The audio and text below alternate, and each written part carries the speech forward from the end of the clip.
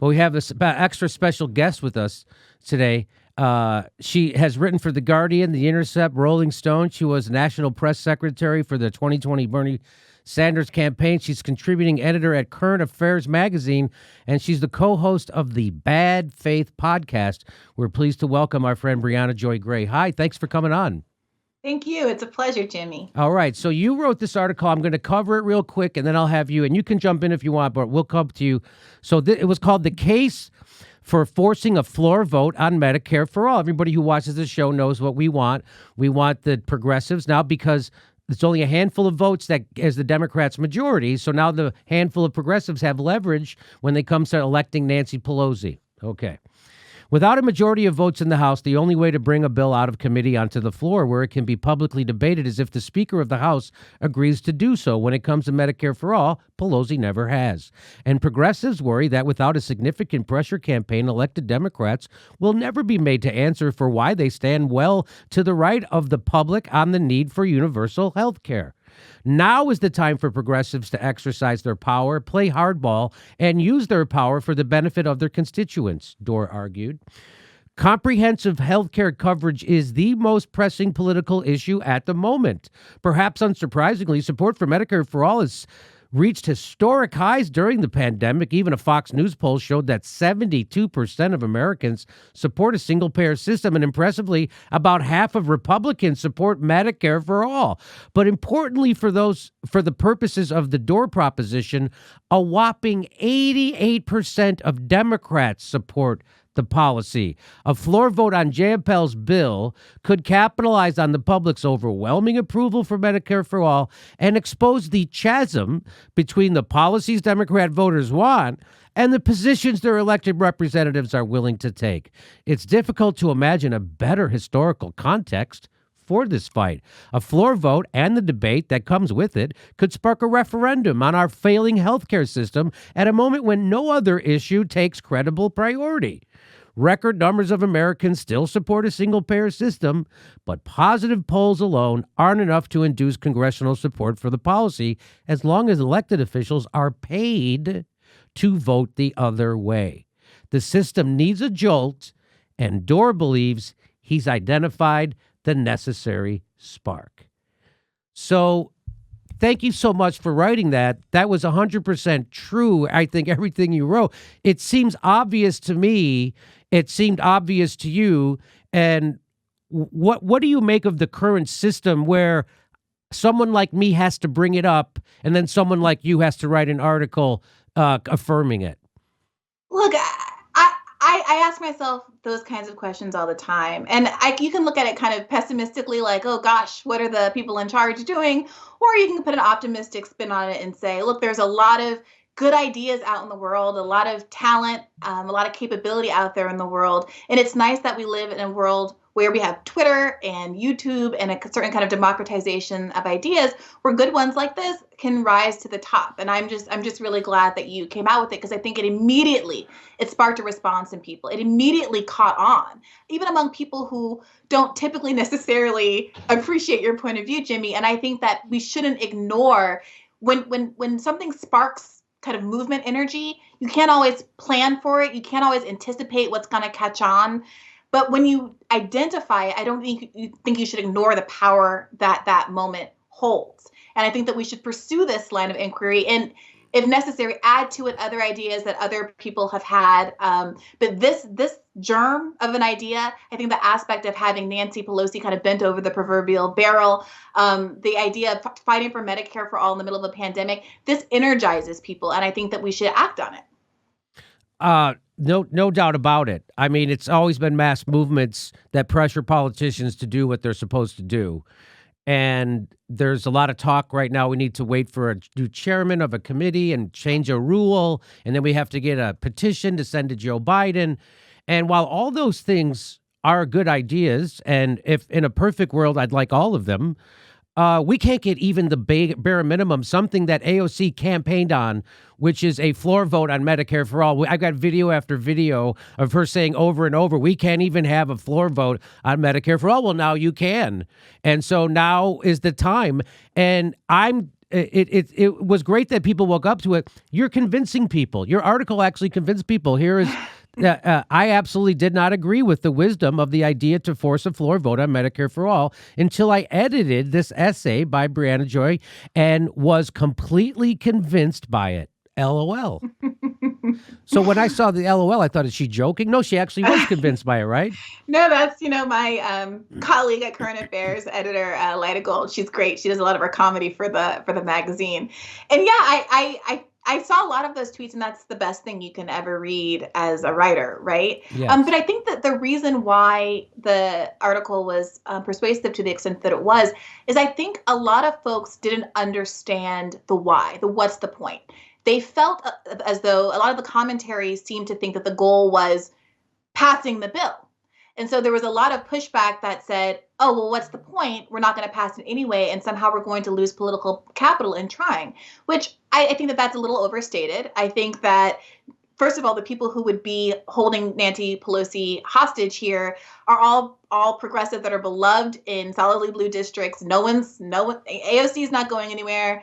Ilhan Omar is not going anywhere. Pramila Jayapal is not going anywhere, right? And additionally, when you compare that relatively slim amount of rhetorical cost against the potential gain of having a substantive conversation about these issues, that's the piece I think that people were missing.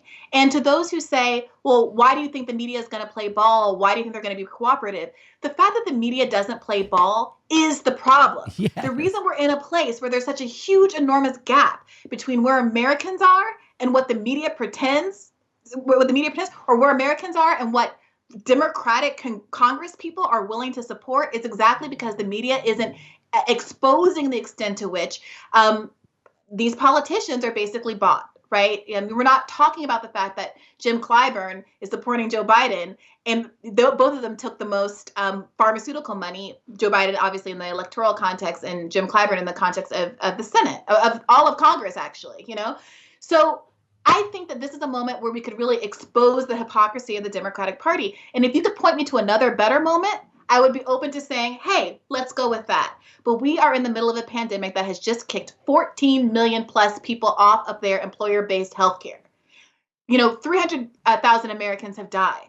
I can't imagine a better context to force Democrats to reckon with the fact that they're still saying, I don't believe that health care is a human right. And even worse, some of them, like John Ossoff, are saying healthcare is a human right, and they're completely misleading the public because they don't actually support Medicare for all or any other single-payer program. And I think this is an opportunity for the left to wrest control back and to inspire a movement that frankly feels really demoralized in the wake of Bernie Sanders' campaign. Yes, and a lot of people make the correlation between the Freedom Caucus, which was the Tea Party people. Those are the right-wingers who made John Boehner's life miserable. Mm-hmm. He resigned as speaker because he couldn't corral them. They owned him. And so that's all. I mean, this is politics 101, right? You extract something from your vote. You now have leverage. Nancy Pelosi has to meet you. Now, we had somebody on this show. We had somebody on the show yesterday who said that you can't, the risk of Kevin McCarthy becoming speaker, that is not a risk. It is not. If you withhold your vote from Nancy Pelosi, the way the rules work, we looked it up, is that if somebody doesn't get a majority, so those 14 members or 10 members of the squad, they could vote for Cornel West as speaker. It doesn't matter. So then Kevin McCarthy would not get a majority vote. So then they would just go back to conference. So withholding your vote from Nancy Pelosi does not risk Kevin McCarthy actually taking over at all. So it just goes back to conference, and they'd have to find someone else. What AOC is saying today, I'm going to play it later, is she's saying that she's afraid that it might be someone even further to the right. So that's why so it's always wait another day. Are you surprised that that's still their argument? AOC is still saying we have to wait a little while longer? Yeah, look, I am willing to find out a month from now that I was entirely in the wrong, that they were cooking up some amazing scheme that was way better than this. And I will humbly submit, you had this. I blew up your spot. I'm so sorry. You had this under control. I would be happy to be wrong. But from where I'm sitting, a lot of people online have expressed some skepticism about whether or not they had realized that this was an opportunity they should take advantage of at all, regardless of what the ask is that the potential of holding up this speakership was a strategic avenue that they could pursue. And I don't know, look, I have an enormous amount of respect for AOC. I'm not someone who says that this is like the all or nothing and I'm going to, abandon her because of this. We'll see. I'm judge, we judge people case by case on their actions. And I think I disagree with how she's handling the situation in this moment, but she's obviously been an enormous boon for the left in other ways. And who knows what's going to come down the pike. But right now, I think this is an opportunity that excites people partly because Nancy Pelosi is so deeply unpopular. We're talking about a woman with unpopularity ratings that are worse than Trump's and who 3/4 of Americans think should step down. So really, regardless of what the outcome is, this is a fight that, is winnable. I'm not saying it's easy. I'm not saying that the media is going to be your friend. You have to continue and build a strategic, a sandwich of strategic opportunities on top of each other, right? You need to get in touch with the labor movement. You need to talk to organizers. You need to get people in the streets. You need to make sure they're protesting in front of all of the Congress people who do not already co-sponsor Medicare for All's houses. All of these things have to be in tandem. I'm not saying it's a walk in the park. All I'm saying is that I think that you're right to have identified an opportunity, and it's up to movement leaders, politicians, et cetera, to decide whether they're going to seize upon it. And I hope so. I do take it by case basis. We were the first show to have AOC on. We were the first show to have Cori Bush on. We've always pushed for progressive politicians. I'm just getting worried about them inside the Democratic Party since we did this. They voted for, as Norman Solomon pointed out in Salon magazine, that the entire squad voted for the Patriot Act and the expansion of the surveillance state. And he asked, this question is, what is the point of voting for progressives if they're going to vote for the with the intelligence community anyway, and for the surveillance state? And then they went on to do the CARES Act. They all voted for it. They didn't have to. They could have voted against it and it would have still passed. And then people would have been like, well, why did you vote against it? And they could have told people, but they didn't. And now everybody thinks Nancy Pelosi's fighting for them when Nancy Pelosi wasn't fighting for them. And AOC got up and said it was the Republicans giving us crumbs when it was actually both parties giving us crumbs. And so that's the point that we like to raise here is that, and so they did the surveillance state. They did the CARES Act, which was the largest upward transfer of wealth in history. I knew what was going on. How come they didn't know what was going on? It was written about shock doctrine, disaster capitalism. We all know what was coming, and it came, and they rolled over for it, and Bernie didn't even put a hold on it. So now they have a chance to maybe do something. So this is, and I don't know where else they're going to have leverage. Let me ask you that question. So if they do this now, it'll be amazing because I bet it passes. I this idea that politicians in the middle of a deadly pandemic where 19 million people are about to get kicked out of their house and it's 15 million people just lost their health care, that they're going to stand up and while they have health care, tell the rest of the country to go pound sand. That is going to be a spark moment for social unrest. If that happens, that will bring us Medicare for all and maybe a real revolution. I want to see that happen. I want to see elected Democrats get up and vote against giving people health care in the middle. They're not going to do it. It's going to pass if they bring it for a vote. Well, I would like to think that you're right. I'm a little bit more bearish on that than you are. I don't anticipate it. I'm not invested in this because I think it's going to pass. I think it does provide an opportunity, though, to really expose some folks for the next time around, because I think the backlash for the people who voted against it, if the media lead up to it is handled right, if the protests and the movement organizing is handled right and there are clear targets, rhetorical targets, obviously, put on people, then the backlash could be extreme. And look, here's how I know that we're at a tension point. We really do have moderate conservative Democrats saying healthcare is a human right. Joe Biden has said it. John Ossoff has said it. They understand that they need to make the rhetorical gesture, right? And then they lose their minds if I tweet, Joe Biden doesn't believe healthcare is a human right. John Ossoff doesn't actually believe healthcare is a human right. I'm not trying to hurt John Ossoff. The point of the matter is, though, he can't win at the expense of a movement that millions of lives are dependent on, right? So he can run on what he wants to run on and be who he is, but he can't misrepresent what he's offering in a way that's going to ultimately pollute the rhetorical gains that we have been fighting for the last 4 to 40 years of Bernie Sanders' career, right? So I do think that it's going to be hard, and I want to be really clear about that. I'm not being kind of like overly sanguine about the possibilities here. we saw how the corporate healthcare industry mobilized against Bernie Sanders, and this is a section of the essay is devoted to this fact. The number of, I believe it was like the number of lobbyists deployed to fight against Medicare for All increased 7-fold over the course of the 2020 campaign, right? There has been an unprecedented amount of money thrown at this issue to make sure that we never have single payer healthcare. So any big move from the left is going to be met by an equally big or bigger push from the corporate interests that are invested in keeping our system the way it is. It's going to be a hard battle, and there are a lot of incentives for corporate Democrats to not listen.